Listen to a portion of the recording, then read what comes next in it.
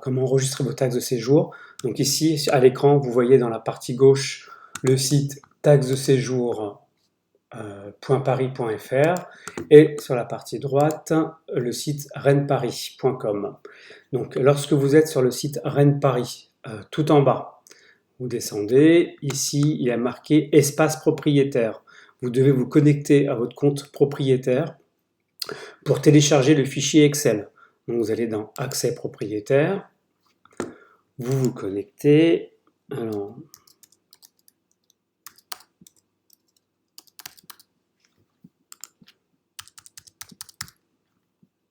c'est un exemple. Donc quand vous êtes dans la partie propriétaire, dans votre compte propriétaire, regardez ici, il y a marqué Export Excel. Vous choisissez l'année, donc là on est en 2024. Donc ça, naturellement, quand vous faites rapport récapitulatif, il vous sort toutes les réservations depuis le 1er janvier 2024. Donc vous récupérez après votre fichier Excel. Alors, ceux qui n'ont pas l'habitude des fichiers Excel, tout en bas, vous voyez marqué All, vous cliquez là-dessus. Donc là, vous avez la liste de toutes vos réservations. Donc, les colonnes les plus importantes, c'est la colonne A, date d'arrivée, la colonne B, date de départ, et naturellement, la colonne F, revendeur. C'est ça qui est le plus important, parce que tout dépend quel type de réservation c'est. Vous voyez ici, par exemple, sur la ligne numéro 2, c'est une réservation Rennes Paris, donc c'est pas tiers collecteur, donc il va falloir payer la taxe de séjour. Par contre, pour tout ce qui est tiers collecteur, comme Airbnb ou Abritel, là, c'est des tiers collecteurs, donc vous déclarez la période, mais vous ne payez pas la taxe de séjour. Donc, gardez bien ça en tête, la colonne F est l'une des colonnes les plus importantes. Donc là, je vais le mettre de côté pour l'instant. On va se connecter sur le compte taxe de séjour de Paris. Donc, naturellement, préalablement, vous avez créé un compte dans Mon Paris. Donc là, on fait un truc au hasard, c'est pas grave. Tchac. Comme ça. La page à droite, je n'en ai plus besoin. Je la ferme. Donc voilà, là on est connecté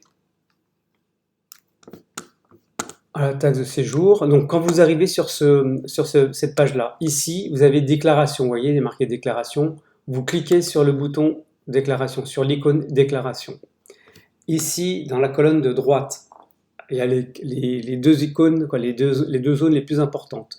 Je n'ai pas loué, location via tiers collecteur. Donc c'est-à-dire que quand je reprends mon fichier Excel, je vais réduire un peu, tchac. Voilà. Comme je vous ai dit, les tiers collecteurs, quand vous cliquez dessus, pour les personnes qui ont un seul appartement, l'appartement s'affiche automatiquement. Okay, mais pour les personnes qui ont plusieurs appartements, vous devez sélectionner l'appartement en question. Il ne faut pas vous tromper par rapport à ça. Donc je sélectionne un, par hasard, je fais un exemple. Là, voyez-vous, dans ma colonne, donc naturellement, si on est au mois de juillet, vous enregistrez les réservations du mois de juin, et sachant que tous les mois c'est comme ça, je vous conseille de le faire le 15 du mois. Avant le 15 du mois, vous enregistrez les réservations du mois précédent. Donc là, par exemple, vous voyez la ligne numéro 3, du 29 juin au 4 juillet, c'est une réservation Airbnb, donc tiers collecteur.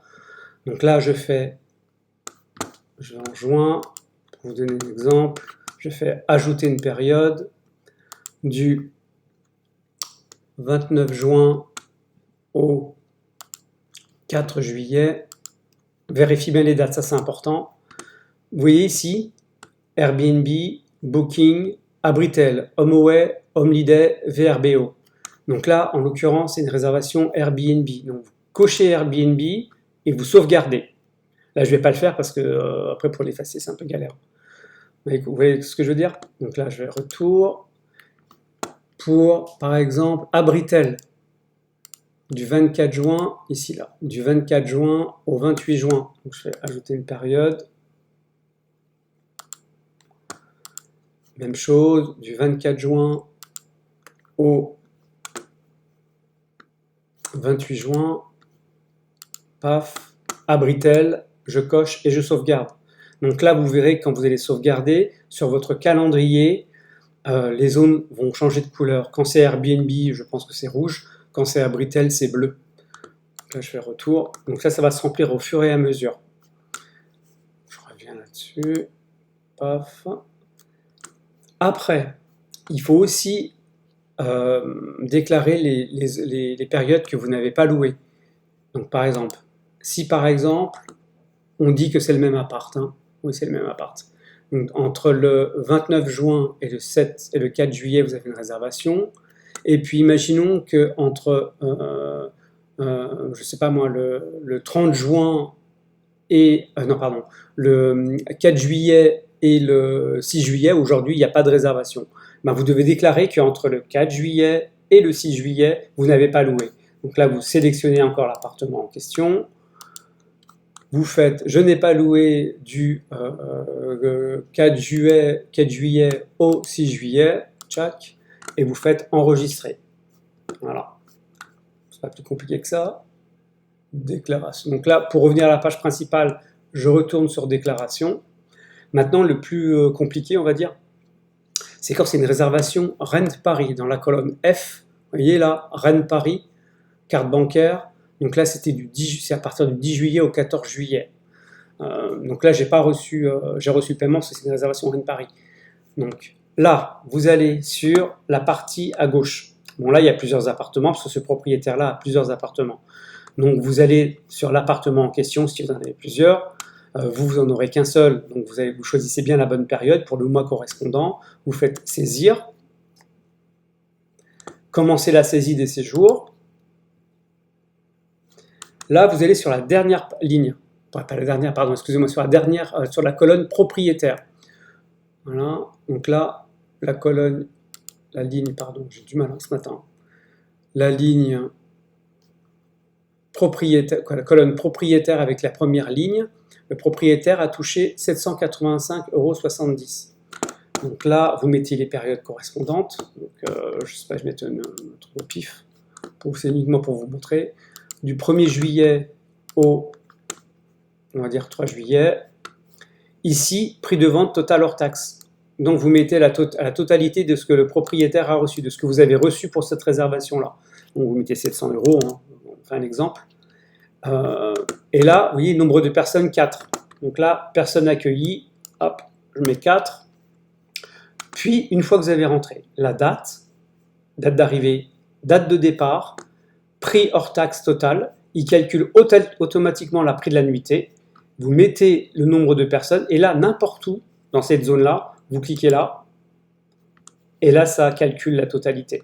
Voilà, ça calcule la taxe de séjour. Ce propriétaire-là paiera pour cette période 113,92 €, parce que c'est une réservation Rent Paris, et on n'est pas tiers collecteur. Naturellement, vous cliquez sur sauvegarder. Il va vous demander est-ce que vous êtes bien d'accord. Vous faites oui, je sauvegarde encore à nouveau. Vous suivez les informations à l'écran pour valider ce que vous avez fait. Alors, je vais revenir en cliquant sur déclaration. Vous quittez la page.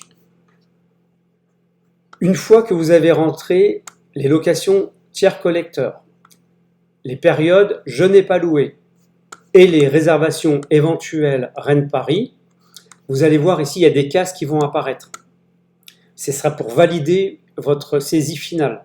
Donc vous cliquerez sur le carré et vous ferez valider la déclaration sélectionnée. Il vous demandera si vous êtes bien d'accord, il vous montrera le prix que vous devrez payer, il faudra cliquer sur le bouton « Oui, je valide ce que j'ai saisi », etc., etc. Une fois que vous avez fait ça, c'est fini pour la période en question.